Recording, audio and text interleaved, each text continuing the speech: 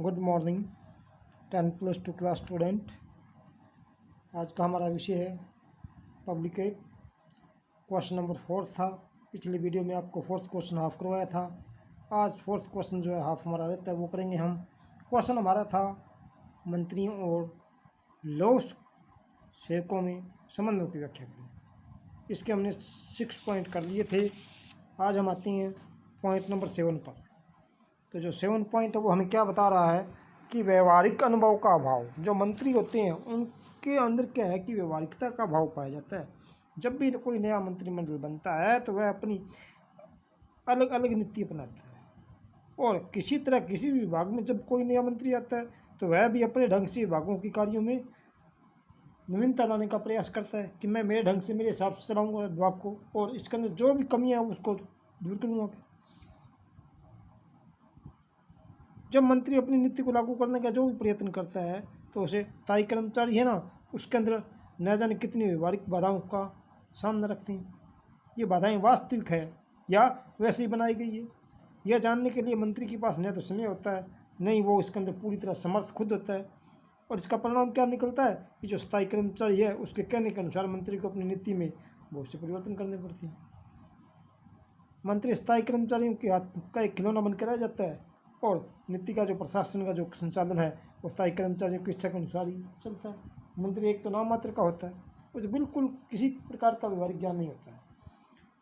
आगे तक क्या लोक सेवकों का आधिपत्य का आक्षेप सही है। अब जो पीछे जो इसके 7 पॉइंट दिए गए हैं उसके आधार पर हम ये सच्चाई आती है सामने कि कुछ बातें तो हम चढ़ा बढ़ाकर कही गई है, और कुछ बातें मंत्री स्वयं ही इसके ऊपर निर्भर रहते हैं। और इसके अंदर ये भी बताया गया है कि एक बात पेन करना ये पूर्णतः गलत है कि हमारी प्रणाली में नौकरशाही अनियंत्रित है। मंत्री जो होते हैं लोक सेवकों के हाथों की कठपुतली नहीं है।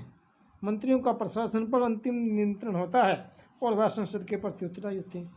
लोक सेवकों के आधिपत्य की स्थापना की बात निम्नलिखित कारणों के लिए पूर्ण सही नहीं मानी जा सकती।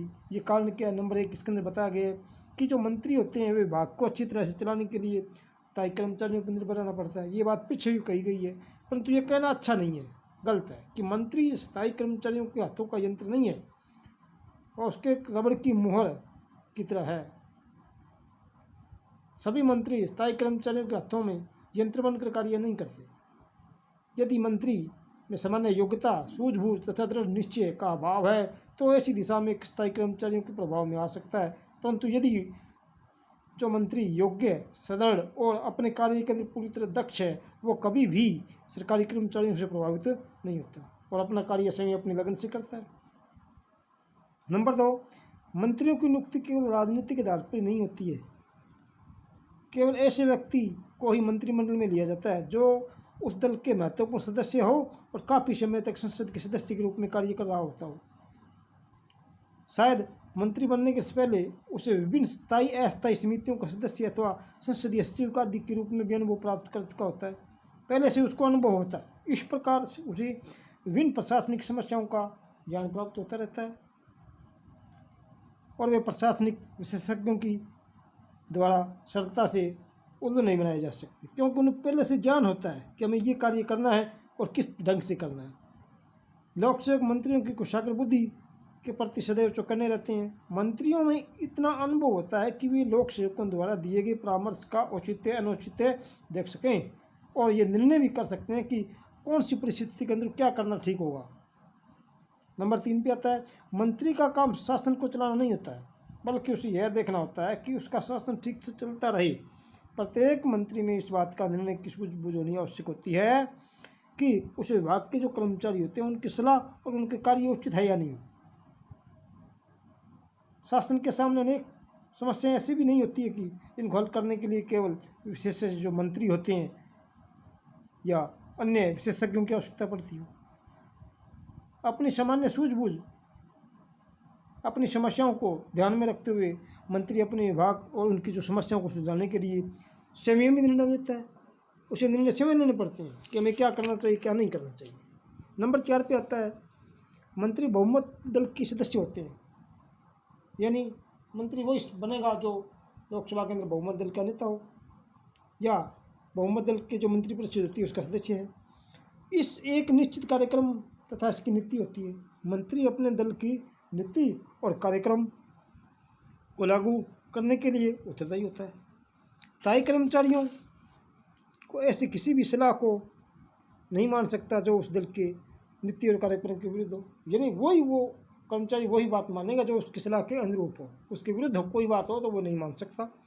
नंबर 5 पे आता है कि जो मंत्री होते हैं अपने लोगों के साथ घनिष्ठ संपर्क में रहते हैं और वे ये सोचते हैं कि जनता उनके कार्यों से संतुष्ट रहे, चाहे वो कार्य गलत हो चाहे वो अच्छा हो। उनको सदैव यही लालसा रहती है कि जो हम कर रहे हैं वो कार्य लोगों के अनुसार ठीक कर रहे हैं और लोगों से उनका संपर्क बना रहे और हमारा जो कार्य है वो लोगों के अंदर अच्छा चलता रहे।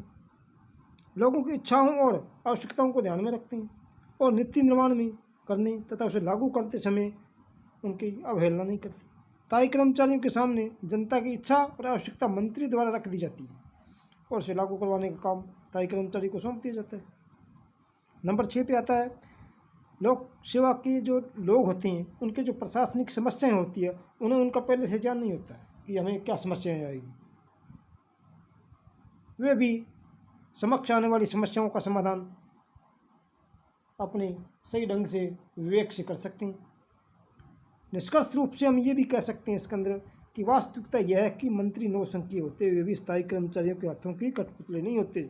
देश का शासन केवल स्थायी कर्मचारियों के हाथों में नहीं है। न्यूमैन ने ये बात कही है कि उनके शब्दों में यह कहना ठीक है कि अधिनायकवाद और तानाशाही कर्मचारियों कहे जाने का कोई तथ्य कारण नहीं है। यहाँ एक प्रजातांत्रिक और उत्तरदायित्व सरकार का पद है जिसके अंतर्गत यदि बड़े पैमाने पर शक्ति का दुरुपयोग किया गया तो उसकी तुरंत ही सार्वजनिक प्रक्रिया होगी जिसके फलस्वरूप अनेक सिर लुढ़कते नजर आएंगे। लोक सेवकों के सिर पर उत्तरदायी मंत्री है जिसका काम लोक सेवकों को यह बताना है कि जनता क्या नहीं चाहती। इंग्लैंड में उत्तरदायित्व तथा विशेषज्ञ ज्ञान का आदर्श मिश्रण है। मंत्री का काम नीति निर्माण करना, स्थायी कर्मचारियों का काम उस नीति को लागू करना है। तो ये था हमारा आज का क्वेश्चन। फर्स्ट क्वेश्चन कंप्लीट होता है। अब आपका फ़र्ज बनता है कि ये क्वेश्चन हम याद करें और जो वीडियो है उसको शेयर और लाइक जरूर करें। धन्यवाद।